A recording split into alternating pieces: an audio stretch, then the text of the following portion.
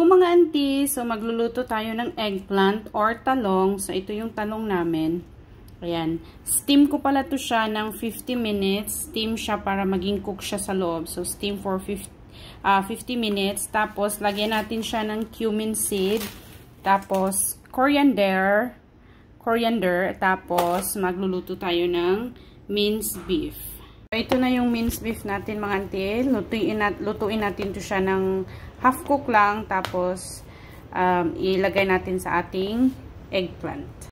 Ayan na siya mga auntie. So nilagyan ko na siya ng salt and pepper, asin at saka paminta. So i-half cook lang natin to siya mga auntie. So ayan na yung eggplant natin mga auntie. So ayan, tinanggal ko na yung loob niya. Ayan. So tapos hinalo ko dito sa ito yung beef na niluto natin. So andyan yun siya. Ayan. Tapos lagyan natin na again ng pepper and salt. So ayan, ilagay na natin ang ating cumin seed. Ayan, 1 teaspoon lang yan siya. Ayan, ihalo natin.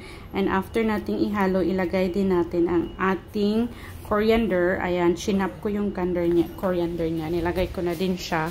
Tapos after that, nilagyan ko din siya ng ang ating sour cream. Nilagyan ko siya ng 4 spoon of sour cream. Tapos, ayan na siya. Hinalo ko na siya mga auntie. Ayan.